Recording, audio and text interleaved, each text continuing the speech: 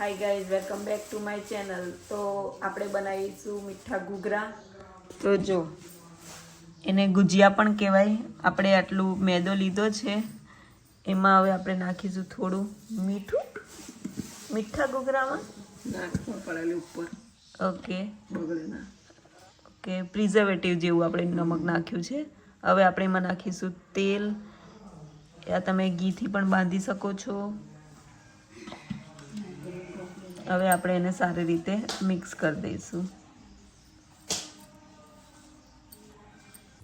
તો હવે આપણે એમાં ઉમેરીશું પાણી થોડી થોડી રીતે જ ઉમેરવાનું, જરૂર પ્રમાણે. આવું આપણે આ સેમી સોફ્ટ ડો બાંધી દેવાનો છે આનો પણ ઘૂઘરા માટે. હવે આપણે એને થોડી વાર રેસ્ટ કરાવીશું. ઘૂઘરાને ભરવા માટે આપણે આ કોપરાનું છીણ છે તેને શેકી નાખ્યું છે. એમાં દરેલી ખાંડ નાખી દીધી છે, ચારોળી નાખી છે, ઇલાયચી વાટી નાખી છે અને દ્રાક્ષ નાખી દીધી છે. હવે આપણે બીજા બધા જે ડ્રાયફ્રૂટ છે તે પણ નાખીશું એમાં. આપણે આવી રીતે કાજુ બદામ થોડા વાટીને નાખી દીધા છે અને એને પણ હવે મિક્સ કરી દઈશું. તો આ તૈયાર થઈ ગયું છે આપણે ઘૂઘરામાં ભરવાનું મિક્સર. ઘૂઘરા માટે આપણે આવી રીતે પૂરી વણી કાઢવાની છે.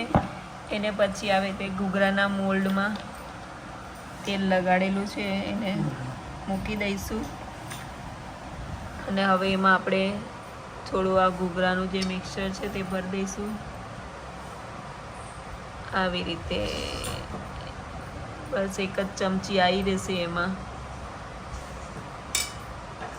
હવે એને પ્રેસ કરીને જો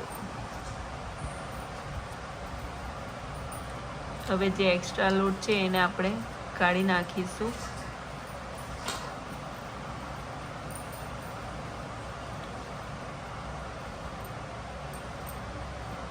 તો આ તૈયાર થઈ ગયો છે આપણો ઘૂઘરો મીઠો. જો આવી રીતે. તો અહીંયા આપણા ઘૂઘરા એટલે કે ગુજિયા તૈયાર થઈ ગયા છે. હવે આપણે એને ફ્રાય કરીશું. તો આપણું તેલ ગરમ થઈ ગયું છે એટલે આપણે હવે એમાં એને ફ્રાય કરીશું. જો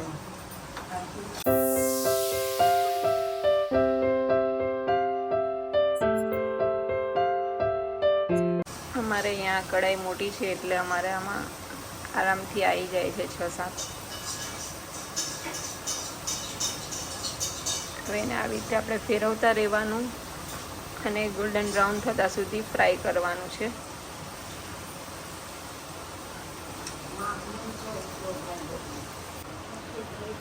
તો એને આવી રીતે ઉલટ પલટ કરીને આપણે તરવા દઈશું. જો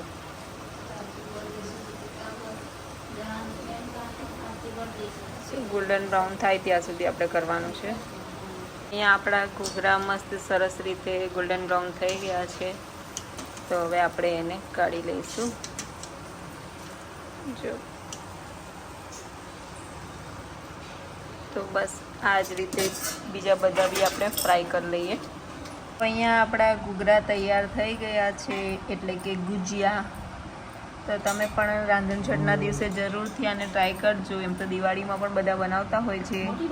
તો તમે પણ ઘરે જરૂરથી ઘૂઘરા બનાવજો. વિડીયો ગમ્યો હોય તો લાઈક, શેર અને સબસ્ક્રાઈબ જરૂરથી કરી દેજો. Bye bye.